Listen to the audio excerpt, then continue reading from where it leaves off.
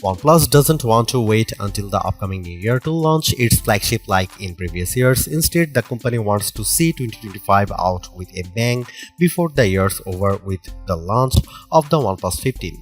For the last two generations, OnePlus has managed to narrow the divide between its flagship model and all the best phones out there by undercutting its rivals on price. Both the Pixel 10 Pro XL and iPhone 17 Pro Max still cost over $1,000, so there is a huge opportunity here. The OnePlus 15 continues that philosophy, but more importantly, it feels like a completely different phone from everything else I have tested this year. That's because this Android phone doesn't just move the needle by a little, it shatters records. I've been testing out the OnePlus 15 for over a week now and it really is the new phone to beat. Here is why. Despite all the traffic on imports, I am happy to see that we are getting another year of no price hikes with the latest OnePlus model. Just like its predecessor, the OnePlus 15 has a starting cost $1,899 but that's for only the Infinite Black color with 12GB of RAM and 256GB of storage. The other two colors, Sandstorm and Ultraviolet, command a price $999 and come with 16GB of RAM and 512GB of storage. For the additional cost, I think they are the better value because they still beat all their competitors. Needless to say, I am happy about these prices, but OnePlus warns that the price is subject to change due to current market conditions, which could mean the cost increases down the line. Regardless, this price still beat the $1,000 plus prices of other flagship models. Even though it's launched overseas in China already, there is still no confirmed launch date for the OnePlus 15 in the US. The OnePlus 15 is a completely different looking phone, flaunting more iPhone aesthetics than ever before. Gone is the circular camera hump on the back that made it distinctly a OnePlus. That's dished for a square housing that looks awfully like the iPhone 16 Pro Max before Apple stretched it out with the iPhone 17 Pro Max. Likewise, it borrows the same flat edge design and rounded corners found on the iPhone. While it does seem like a direct copy, I really do like the minimalism that OnePlus is going after. With my Sandstorm colorway, it's proven to be way more resistant to scratching because of how it uses micro arc oxidation technology on the frame to create a ceramic grade coating over the metal surface. All of this makes it look smooth, almost matte-like to the touch. At the same time, it's pretty manageable to hold in the hand, being shorter and narrower than the iPhone 17 Pro Max while keeping the scales at 7.44 ounces. I have dropped it several times onto carpeted flooring and even threw it into my backpack against other phones, but I have yet to see any major blemishes around the back and its Gorilla Glass Victus 2 front. Also a fast phone, the OnePlus 15 sets a standard for smartphone durability with its IP66, IP68, IP69 and IP69K ratings. The latter two ensures protection from high pressure water jets at temperatures up to 176°F. Usually, it's rare for a phone's display to scale back its resolution, but that's what's going on with the OnePlus 15 6.78-inch LTPO panel. Rather than 2K resolution from the previous OnePlus 13, it goes down to 1.5K resolution. That's a big jump in terms of the amount of pixels it's sacrificing with the display, but I'm not worried because 1.5K is still crisp and detailed to me with its 450 ppi pixel density. I played the same 4K HDR video, I run all my phones I test and it looks no different with its strong details, rich colors and wide viewing angles. However, I am a little disappointed that it still doesn't come close to matching the brightness of other phones. Our testing reveals a peak brightness of 1222 nits, which is an improvement over the OnePlus 13's reach of 1104 nits, but still trails the iPhone 17 Pro Max by a wide margin. Due to this, I am constantly finding myself having to shield it during the daytime when the sun's out. Another interesting characteristic that I immediately notice is the sensitivity of the display. It seems like the slightest touch triggers the display, but this is attributed to its lightning fast refresh rate, while its adaptive 120Hz refresh rate makes scrolling and making through the software look so effortless. It was even more astounding when I loaded up on a round in PUBG Mobile and Call of Duty Mobile, which unlocked its 165Hz refresh rate. Paired with OnePlus dedicated touch response chip, I never experienced gaming this intense and responsive. If you thought gaming at 120Hz was blistering fast, you are in for a treat with 165Hz gaming because of the tight controls I found playing those games.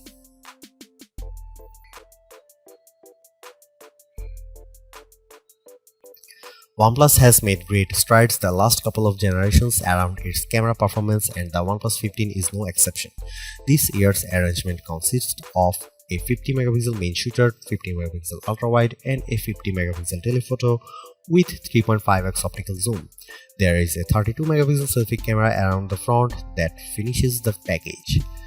This all might look familiar as the OnePlus 13 also features a 50 megapixel triple camera system, but there are differences. For example, the main camera now uses a Sony IMX906 sensor, while the telephoto uses a JN5 sensor in a WS-style periscope design. Paired with OnePlus Detail Max engine that effectively enhances the performance of the cameras, it gives many of the best camera phones a good run for their money. Besides the hardware, there is a lot I love about the camera app. Not only does it have all the shooting modes I crave as an enthusiast, like dual view video for side-by-side simultaneously, video recording using two cameras and a pro video mode, but there is also the ability to shoot 8K video and 4K 120fps natively. Here are some camera samples of the new OnePlus 15.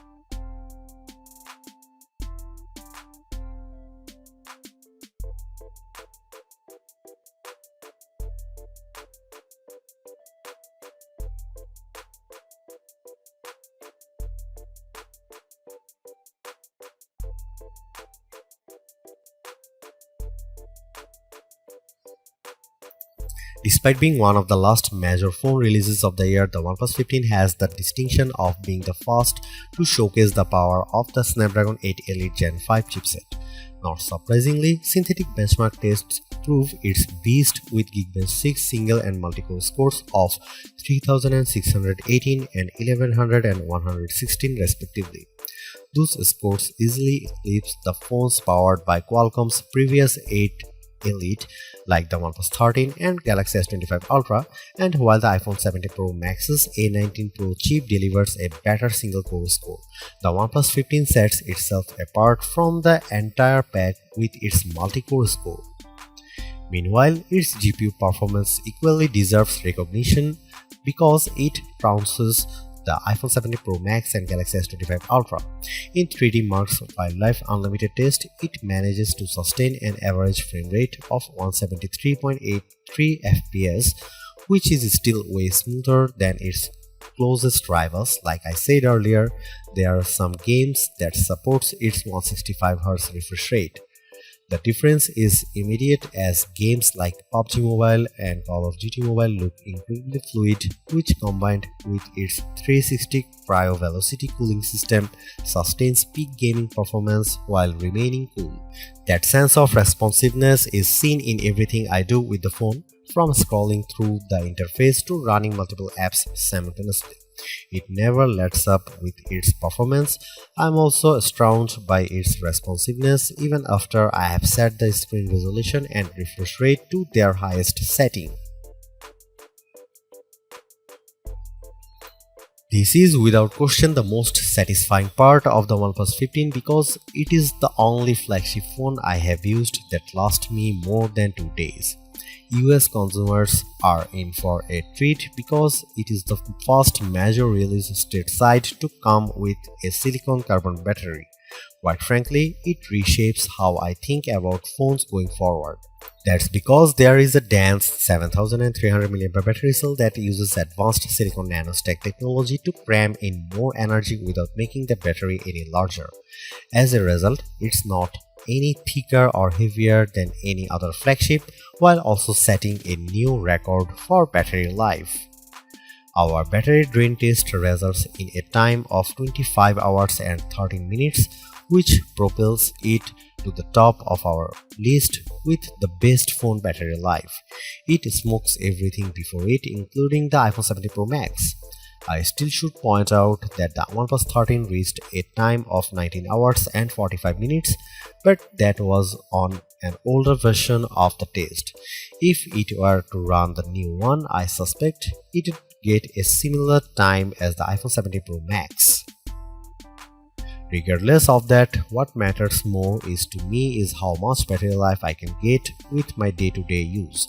I was already blown away when it got down to 68% after my first day of using it, but I was in for a shock when it was at 24% by the second full day. All told, the battery lasted me a whopping 2 days, 11 hours and 5 minutes when it was at 2% capacity.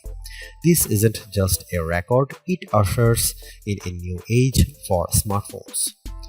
Not to be outdone, the OnePlus 15 also features 80-watt SuperVOOC wired charging, which got it to 45% with 15 minutes of charging and then to 81% in 30 minutes.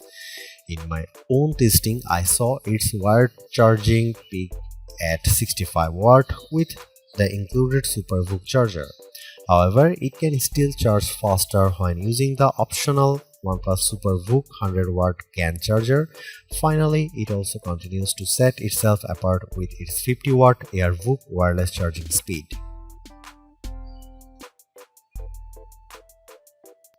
In years past, OnePlus flagship has always finished behind Apple, Samsung and Google, but that changes in a big way with the OnePlus 15. It's not just an iterative update, it's a substantial one that's more satisfying than anything else it's released.